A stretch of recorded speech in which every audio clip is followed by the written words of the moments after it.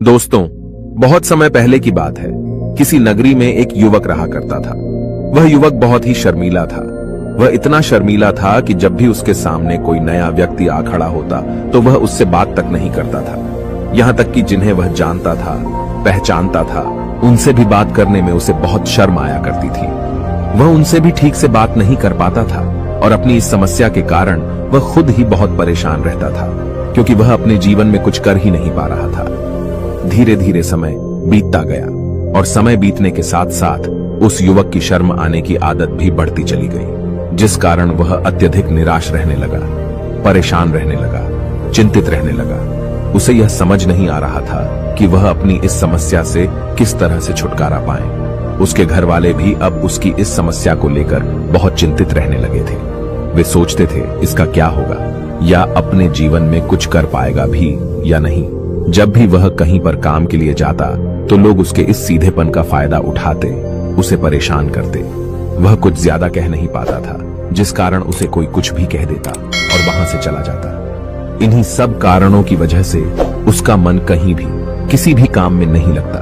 वह हर काम को कुछ ही दिनों में छोड़ दिया करता। उसके मन में बहुत कुछ चल रहा था। उसके मन में विचारों के तूफान उठ रहे थे। वह सबसे बहुत कुछ कहना चाहता था, लेकिन अपनी इस आदत के कारण वह किसी से कुछ नहीं कह पा रहा था। वह अंदर ही अंदर घुटता जा रहा था।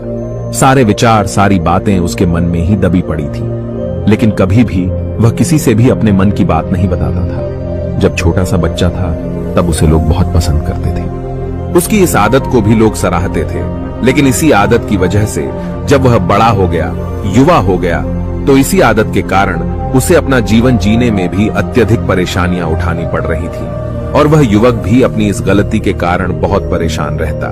अपनी इस एक आदत से छुटकारा पाना चाहता था। वह चाहता था कि वह लोगों से अपने मन की बात खुलकर कह पाए। वह जो कुछ करना चाहता है, जो कुछ कहना चाहता है, वह सबसे वह खुलकर कह सके, कर सके। लेकिन जब भी कोई दूसरा उसके सामने आता तो उसकी जुबान मानो खुलती ही नहीं। यहाँ तक कि वह अपने माता पिता के सामने भी ठीक से बात नहीं कर पाता था। केवल उसके कुछ मित्र थे जिनसे वह अपने मन की बात कर पाता था। जब भी वह किसी बात का जवाब देता तो लोग उसकी हंसी उड़ाते, उसका मजाक बनाते। लोग कहते कि आज तो तेरे मुंह में भी जबान आ गई है। यह समस्या दिन ब दिन बढ़ती चली जा रही थी और इस समस्या के कारण अब उसके पिता भी अत्यधिक चिंतित रहने लगे थे। वह चाहते थे कि उनका बेटा भी दूसरों के सामने अपने मन की बात रख सके, लेकिन एक दिन जब अपने उस बेटे को दूसरों के सामने शर्मिंदा होता हुआ देख रहे थे, तभी उन्हें बहुत क्रोध आया और वह अपने बेटे को खरी खोटी सुनाने लगे। उन्होंने उसे इतना डांट दिया कि वह युवा लड़का अत्यधिक क्रोधित हो गया और वहां से बिना कुछ कहे वह वहां से चला गया। शाम हो चुकी थी और अब तक उनका बेटा घर नहीं लौटा था। माता और पिता दोनों बड़े ही चिंतित थे। वे अपने बेटे को वापस घर पर देखना चाहते थे, लेकिन युवा लड़का तो भागते भागते पहाड़ की चोटी पर जा पहुंचा था। वह वहां से नीचे की ओर झांक रहा था और ईश्वर से कह रहा था, हे भगवान, आपने मुझे ऐसा क्यों बनाया? लोग मेरा मजाक उड़ाते हैं, लोग मेरी हंसी उड़ाते हैं। जब मैं इस दुनिया में अपने मन की बात रख ही नहीं सकता, मैं किसी से कुछ कह ही नहीं सकता, तो फिर मैं इस जीवन को जीकर क्या करूंगा? जब भी मैं किसी से कुछ कहने की कोशिश करता हूं तो लोग मेरा मजाक बनाते हैं, मेरी हंसी उड़ाते हैं। यहां तक कि वह मुझसे कुछ भी कहकर चले जाते हैं और मैं उनका जवाब नहीं दे पाता। ऐसा जीवन जीकर मुझे क्या मिलेगा? इसलिए मैं तेरे पास आ रहा हूं। इतना कहकर जैसे ही वह युवक कूदने की तैयारी कर रहा था कि तभी पीछे से आवाज सुनाई पड़ी, बेटा, जान देना तो बहुत आसान है, लेकिन इस जान को तुम वापस नहीं पा सकोगे। जैसे ही यह आवाज उसके कानों में पड़ी, वह पीछे मुड़कर देखने लगा। उसने जैसे ही पीछे मुड़कर देखा, उसने पाया कि एक बौद्ध भिक्षु उसके पीछे खड़े हैं। उन्हें देखकर वह डर सा गया और अपने कदम पीछे खींच लिए और चुपचाप वहां पर खड़ा हो गया। अपनी आदत के कारण वह उनसे कुछ कह नहीं पा रहा था। तभी बौद्ध भिक्षु उस युवक से कहते हैं, बेटा, क्या बात है? आखिर तुम यहां पर क्या कर रहे हो और तुम अपने इस जीवन को क्यों समाप्त करना चाहते हो? यह अनमोल जीवन बहुत कम लोगों को नसीब होता है और तुम्हें यह जीवन व्यर्थ लगता है। इस पर वह युवक कहता है, नहीं नहीं, कुछ नहीं, मैं तो बस यहां पर खड़ा होकर देख रहा था। तभी बौद्ध भिक्षु उस युवक से कहते हैं, बेटा, मैं जानता हूं कि तुम यहां पर क्या करने आए थे। तुम मुझसे कुछ नहीं छुपा सकते, लेकिन मैं चाहता हूं कि तुम अपनी समस्या मुझसे खुद बताओ, तभी मैं उसका समाधान तुम्हें बता पाऊंगा। यदि तुम चाहते हो कि कोई तुम्हारी मदद करे तो उसके लिए पहले तुम्हें ही आगे बढ़ना होगा। यदि तुम चाहते हो कि मैं तुम्हारी समस्या का समाधान करूं तो तुम्हें मुझे अपनी समस्या बतानी होगी, वरना मैं कुछ नहीं कर सकूंगा। उन बौद्ध भिक्षुओं की यह बात सुनकर वह युवक कहता है, नहीं नहीं, मैं ठीक हूं, मैं सच कह रहा हूं। उस युवक की यह बात सुनकर बौद्ध भिक्षु उस युवक से कहते हैं, ठीक है बेटा, यदि तुम नहीं चाहते कि मैं तुम्हारी मदद करूं तो कोई बात नहीं, मैं तुम्हारी बात पर विश्वास कर लेता हूं। लेकिन तुम्हें भी मेरी एक बात पर विश्वास करना चाहिए कि मैं तुम्हारी मदद के लिए ही यहां पर आया हूं। तुम चाहो तो तुम अपनी समस्या मुझे बता सकते हो और मैं तुम्हारी इस समस्या का समाधान भी अवश्य करूंगा। इसका जवाब देते हुए युवक उन बौद्ध भिक्षु से कहता है, नहीं नहीं, मैं ठीक हूं, आप जाइए। इस पर वह बौद्ध भिक्षु उस युवक से कहते हैं, ठीक है बेटा, यदि तुम चाहते हो कि मैं यहां से चला जाऊं तो मैं यहां से चला जाता हूं, लेकिन मेरी एक बात याद रखना, मेरे जाने के बाद मैं तुम्हारी कोई मदद नहीं कर पाऊंगा और हो सकता है कि तुम्हारी मदद के लिए कोई और आगे भी ना आए। इतना कहकर बौद्ध भिक्षु पीछे की ओर मुड़े और अपने मार्ग में आगे बढ़ने लगे। वो युवक वहीं पर खड़ा होकर यह सब देख रहा था। जैसे ही वह कुछ दूर पहुंचे तभी उस युवक ने जोर से आवाज लगाई, हे गुरुदेव, मेरी समस्या बहुत बड़ी है, क्या आप उसका समाधान कर सकेंगे? क्या आप मुझे उसका समाधान दे सकेंगे? यह सुनकर बौद्ध भिक्षु वहीं पर खड़े हो गए। पीछे मुड़कर उन्होंने उस युवक की बात का जवाब देते हुए कहा, बेटा, इस दुनिया में कोई भी ऐसी समस्या नहीं है जिसका कोई समाधान न हो। यदि तुम मुझे अपनी समस्या बताओगे तो मैं उसका समाधान अवश्य करूंगा। तभी वह युवक उन बौद्ध भिक्षु से अपनी समस्या बताते हुए कहता है, गुरुवर, मेरी एक बहुत बड़ी समस्या है कि मैं शर्मीला हूं, जिस कारण मैं किसी से कोई बात नहीं कर पाता। यहां तक कि मैं अपने मन की बात भी किसी को नहीं बता पाता। जब भी मैं किसी से बात करने की कोशिश करता हूं तो लोग मेरा मजाक उड़ाते हैं, मेरी हंसी उड़ाते हैं। जब भी मुझे कोई खरी खोटी सुनाता है, उल्टी सीधी बातें करता है तो मैं उनका जवाब नहीं दे पाता। मैं लोगों की तरह चालाक बनना चाहता हूं, लोगों की तरह बातों का जवाब देना चाहता हूं, अपने मन की बात करना चाहता हूं। मैं इस दुनिया के साथ कदम से कदम मिलाकर आगे बढ़ना चाहता हूं। क्या इसका कोई समाधान है? उन भिक्षु ने उस युवक की सारी बातें ध्यानपूर्वक सुनी और फिर जवाब देते हुए कहते हैं, बेटा, जरूरत से ज्यादा शर्मीला होना, इसका अर्थ यह है कि तुम्हारे अंदर कोई डर है जिसे तुम पहचान नहीं पा रहे, जिस कारण उसका समाधान करने में भी असमर्थ हो। शर्म करना अलग बात है और डरना अलग। जब हमारे भीतर डर होता है तब हम कहीं भी किसी से भी कोई भी बात नहीं कर सकते।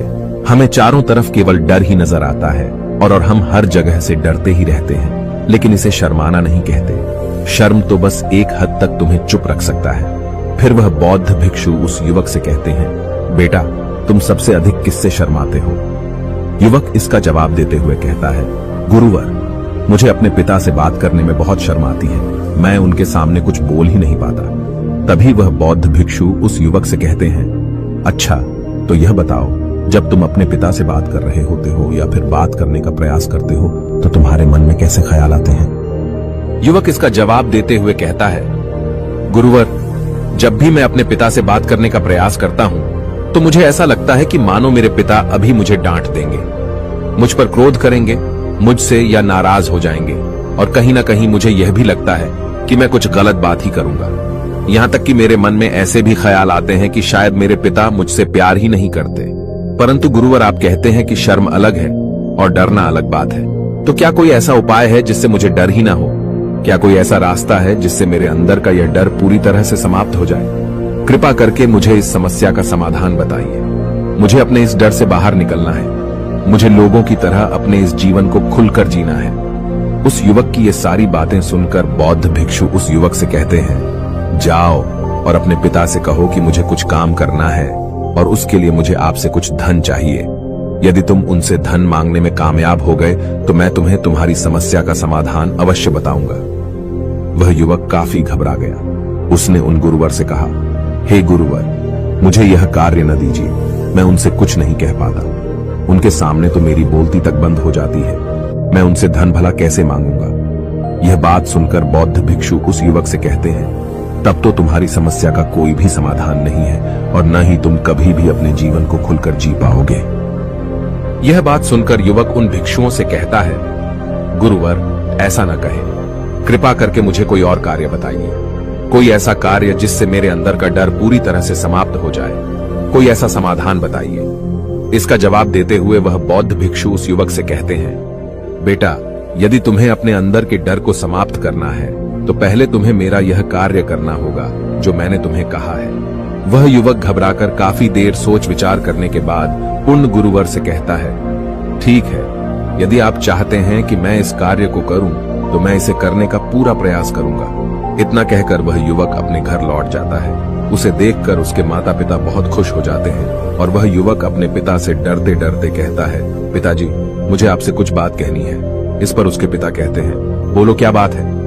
युवक आगे कहता है, पिताजी, मैं कुछ काम करना चाहता हूं और उसके लिए मुझे आपसे कुछ धन चाहिए। क्या आप मुझे कुछ धन दे सकते हैं? इतना सुनकर उस युवक के पिता ने उसकी ओर ध्यान से देखा।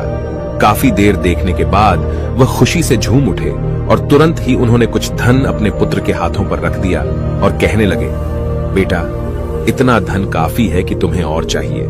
इसके जवाब में वह युवक अपने पिता से कहता है, नहीं नहीं पिताजी, इतना काफी है, मैं इतने से काम चला लूंगा। वह युवक उस धन को लेकर तुरंत दौड़ा दौड़ा उन बौद्ध भिक्षु के पास लौटा और जो धन उसने अपने हाथों में ले रखा था उसे दिखाते हुए वह कहता है, गुरुवर, जैसा आपने कहा था, मैं धन लेकर आपके पास आ चुका हूं। मैंने अपने पिता से धन मांग लिया है। अब मुझे आप मेरी समस्या का समाधान बताओ। तभी बौद्ध भिक्षु उस युवक से कहते हैं, अरे इतनी जल्दी क्या है, अभी तो तुम्हें मेरे लिए एक और काम करना है, तभी मैं तुम्हें तुम्हारी समस्या का समाधान अवश्य बताऊंगा। और यदि तुम मेरे लिए इस कार्य को नहीं पूरा कर सके तो मैं तुम्हें कभी भी तुम्हारी समस्या का समाधान नहीं बताने वाला। तभी वह युवक उन बौद्ध भिक्षुओं से कहता है, हे गुरुवर, अभी तो मैंने आपके लिए एक काम किया है, अभी आप मुझे एक और काम करने के लिए कह रहे हैं। तभी बौद्ध भिक्षु उस युवक से कहते हैं, हाँ, तुम्हें मेरे लिए एक और काम करना ही होगा। वह युवक एक बार फिर से काफी देर सोच विचार कर उन बौद्ध भिक्षु से कहता है, अच्छा ठीक है, बताइए, अब मुझे क्या करना है? इसके जवाब में बौद्ध भिक्षु उस युवक से कहते हैं, जाओ और यह धन जो तुमने अपने पिता से मांग कर लाया है, इस धन को वापस अपने पिता को लौटा दो और साथ साथ यह भी कहना कि पिताजी, मैं अभी काम नहीं करना चाहता, लेकिन जब समय आएगा तो मैं आपसे यह धन वापस ले लूंगा और उससे अपना काम पूरा करूंगा।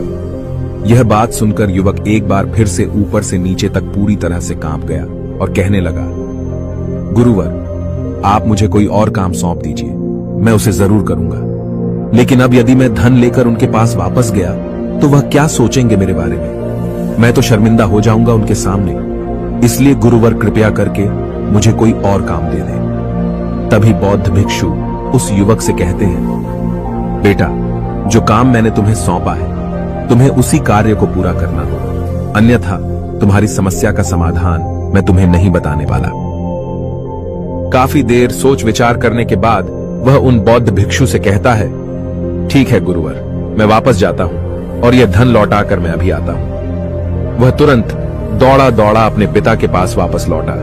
उसने अपने पिता से कहा, पिताजी, मैं यह धन अभी नहीं लेना चाहता, अभी यह धन आप मुझसे वापस ले लीजिए।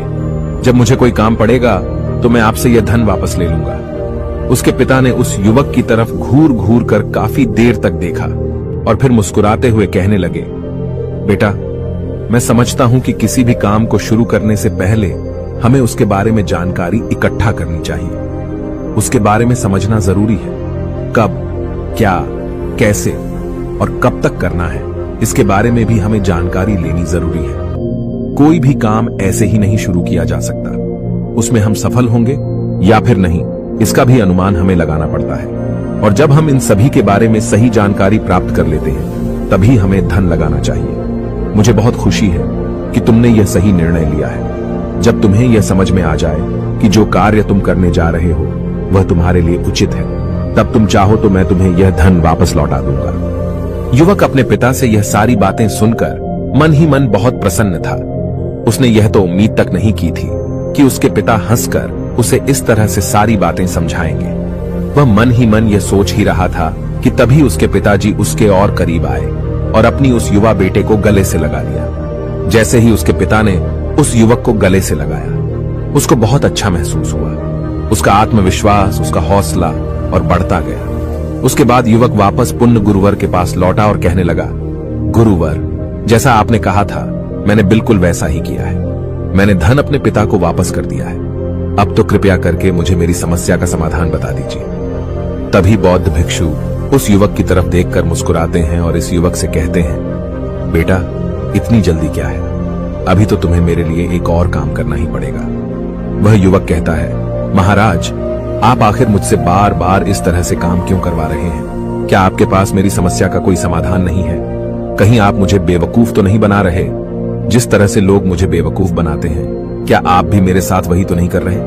आपने कहा, जाओ अपने पिता से पैसे मांग कर लाओ। मैंने पैसे मांग कर लाए। आपने फिर कहा, जाओ ये पैसे अपने पिता को लौटा कर आओ। मैंने आपके कहे अनुसार बिल्कुल वैसा ही किया और अब आप कह रहे हैं कि मैं आपके लिए एक और काम करूं। नहीं, ये मुझसे नहीं होगा।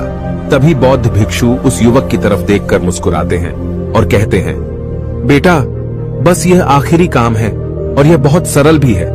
तुम जैसे ही इस कार्य को पूरा करोगे, मैं तुम्हें वचन देता हूं कि मैं तुम्हारी समस्या का समाधान तुम्हें अवश्य बताऊंगा। इस पर वह युवक फिर से एक बार सोच विचार करता है और उन बौद्ध भिक्षु से कहता है, ठीक है, लेकिन यह आखिरी काम जो मैं आपके लिए करूंगा, बताइए मुझे क्या करना है? तभी बौद्ध भिक्षु एक मूर्ति निकालकर उस युवक के हाथ में थमा देते हैं। वह मूर्ति दिखने में बहुत ही साधारण सी थी, लेकिन वह बौद्ध भिक्षु उस युवक से कहते हैं, बेटा, तुम्हें इसे बाजार में ले जाना है, इसे बेचना है और इसके बदले में तुम्हें 100 सोने के सिक्के लेकर आने हैं। जब तुम यह करने में सफल हो जाओगे, तभी मैं तुम्हें तुम्हारी समस्या का समाधान तुम्हें बता पाऊंगा। वह युवक उस मूर्ति को अपने हाथ में लेकर बड़े ही गौर से देखता है और उन बौद्ध भिक्षुओं से कहता है, हे गुरुवर, ये तो बड़ी ही साधारण सी मूर्ति लग रही है, मानो मिट्टी की बनाई गई हो। इसके लिए भला 100 सोने के सिक्के मुझे कौन देगा? कहीं आपका माथा फिर तो नहीं गया है? इसके 1 या 2 सोने के सिक्के मिल जाए वही बहुत है, लेकिन इसके लिए 100 सोने के सिक्के कोई नहीं देगा। तभी बौद्ध भिक्षु उस युवक से कहते हैं, बेटा, मैंने जो तुम्हें काम सौंपा है, यदि तुम उसे पूरा करोगे तभी तुम्हें तुम्हारी समस्या का समाधान मिल पाएगा, अन्यथा तुम चाहो तो अपने घर लौट सकते हो, फिर से वही अपने पुराने जीवन में, जहां लोग तुम्हारा मजाक बनाते हैं, लोग तुम्हें डराते हैं, सताते हैं।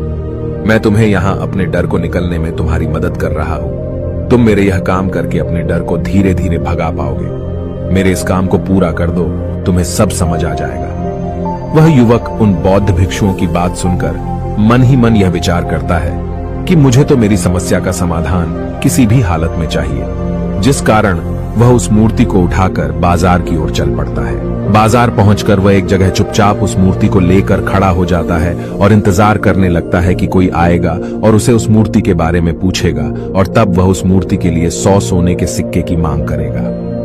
देखते ही देखते काफी समय बीत गया, लेकिन अभी तक उसके पास कोई भी व्यक्ति नहीं आया था। उसने आसपास देखा तो लोग चिल्ला चिल्ला कर अपने सामानों को बेच रहे थे, जोर जोर से आवाज लगा रहे थे। उसने भी सोचा, यदि मुझे अपनी इस मूर्ति को बेचना है तो मुझे भी जोर जोर से आवाज लगानी होगी। उस युवक ने चिल्लाना शुरू किया, लेकिन वह इतनी जोर से नहीं चिल्ला पा रहा था।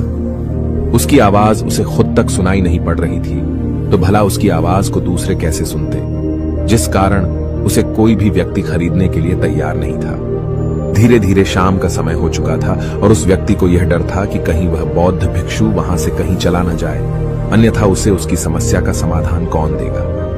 यह सोचकर उसने जोर जोर से आवाज लगानी शुरू की कि 100 सोने के सिक्के में यह मूर्ति ले लो। उसकी आवाज सुनकर लोग उसके पास आने लगे और उससे यह सवाल करने लगे, इस मूर्ति में ऐसा क्या है जो तुम इसके लिए 100 सोने के सिक्कों मांग रहे हो? इसके अंदर ऐसा कुछ तो खास होगा ही। युवक काफी देर सोच विचार कर उस युवक से कहता है, नहीं नहीं, मुझे कुछ नहीं पता, मैं तो बस यह मूर्ति यहां पर बेचने आया हूं। तभी उसमें से एक युवक उस युवक से कहता है, अगर ऐसी बात है तो इस मूर्ति को कोई नहीं खरीदने वाला। आखिर इस मूर्ति में ऐसा क्या खास है जिसके लिए तुम सोने के सिक्के की मांग कर रहे हो? यह तो तुम्हें बताना ही पड़ेगा। धीरे धीरे कई लोग उसके पास आए और सभी ने बस एक ही सवाल किया, आखिर इस मूर्ति में ऐसा क्या खास है, ऐसी क्या बात है जिसके लिए तुम सोने के सिक्के की मांग कर रहे हो? उस युवक ने से बातचीत की, उन्हें समझाने की कोशिश की, कई प्रयत्न किए, लेकिन कोई भी उस मूर्ति को 100 सोने के सिक्के देकर खरीदने के लिए तैयार नहीं था। वह निराश हो गया। उसे कुछ समझ नहीं आ रहा था कि वह क्या करे। तभी बाजार में उसने देखा कि कुछ लोग अपने सामानों की खासियत बता रहे हैं, उसे बेचने के लिए उसकी खास खास बातों के बारे में लोगों को समझा रहे हैं। यह देखकर उसने भी सोचा कि मुझे भी इस मूर्ति की कुछ खासियत लोगों को बतानी होगी। उसने फिर एक बार जोर जोर से आवाज लगानी शुरू की। समस्या का समाधान निकालने वाली मेरी गुरु की इकलौती मूर्ति, जो इस दुनिया में केवल एक ही है, जिसके पास भी यह मूर्ति होगी, उसके घर में कोई समस्या नहीं होगी। यह मूर्ति उस समस्या का समाधान तुम्हें अवश्य बताएगी। यह सुनकर लोग उसके पास पहुंचने लगे और उसे यह सवाल करने लगे, क्या सच में यह मूर्ति जिसके पास होगी उसके पास कोई समस्या नहीं होगी? क्या सच में यह सभी समस्याओं का समाधान करती है? इसका जवाब देते हुए युवक कहता है, हाँ, सभी समस्याओं का समाधान कर देती है। यदि आप इस मूर्ति को ले जाते हैं, आपके घर में कोई भी समस्या होगी तो उसका समाधान ये आपको अवश्य बताएगी। चाहे कोई भी समस्या हो, कैसी भी समस्या हो, कैसी भी परिस्थिति हो, आपको इसका समाधान अवश्य मिलेगा। इतना सुनने के बाद अब वही एक मूर्ति सबको चाहिए थी। उस मूर्ति के दाम लगाने लगे। कोई उसे 200 सोने के सिक्के तो कोई 400, कोई 600 तो कोई 1000 सोने के सिक्के देने के लिए तैयार था। उस मूर्ति की कीमत लगातार बढ़ती जा रही थी। जैसे जैसे लोगों को पता चलता जा रहा था कि यह मूर्ति लोगों की समस्या का समाधान करती है, लोग उसे किसी भी कीमत पर खरीदने के लिए तैयार हो गए थे। अब वह युवक भी आत्मविश्वास के साथ और जोर से चिल्ला रहा था, लोगों को उस मूर्ति के बारे में समझा रहा था, बता रहा था। अब उसके मन में कोई डर नहीं था। वह लोगों को उस मूर्ति के बारे में पूरे आत्मविश्वास के साथ, बिना घबराए, उस मूर्ति की खासियत बताने में लगा हुआ था, जिस कारण लोग उस पर भरोसा कर रहे थे। और वह भरोसा लोगों की नजरों में नजर भी आ रहा था। जैसे जैसे अंधेरा होता गया, लेकिन लोगों की भीड़ मानो कम होने का नाम ही नहीं ले रही थी। लोग उस मूर्ति को खरीदना चाहते थे। उस युवक ने जोर से आवाज लगाई कि मुझे क्षमा करें, यह मेरे गुरु की मूर्ति है और मैं इसे बेचना नहीं चाहता। इतना कहकर वह युवक उस मूर्ति को लेकर वापस खाली हाथ लौट आया और उन गुरुवर के पास पहुंचा और उन गुरुवर से कहने लगा, हे गुरुदेव, आपका बहुत बहुत धन्यवाद। इस मूर्ति ने मेरी समस्या का समाधान कर दिया। मुझे समझ में आ गया कि मेरी क्या समस्या थी। हालांकि मैं इसे बेचकर सोने के सिक्के तो आपके लिए नहीं ला पाया, लेकिन मुझे मेरी समस्या का समाधान अवश्य मिल गया। आपका बहुत बहुत धन्यवाद। इस बात को सुनकर बौद्ध भिक्षु उस युवक से कहते हैं, बेटा, मैंने तुम्हारी समस्या का समाधान नहीं किया है, तुमने तो खुद ही अपनी समस्या का समाधान किया। अपनी समस्या तुमने खुद ही सुलझाई है। तुम्हारे मन में हजारों सवाल थे, मैं यह करूंगा तो लोग क्या कहेंगे, मेरे बारे में क्या सोचेंगे। यदि मैं अपना मुंह खोलूंगा तो लोग मेरे पर हंसेंगे। यदि मैंने मुंह खोला तो मैं कुछ गलत ही करूंगा। ऐसे कई सारे विचार तुम्हारे मन में थे, ऐसे कई सारे डर तुमने अपने मन में पाल रखे थे।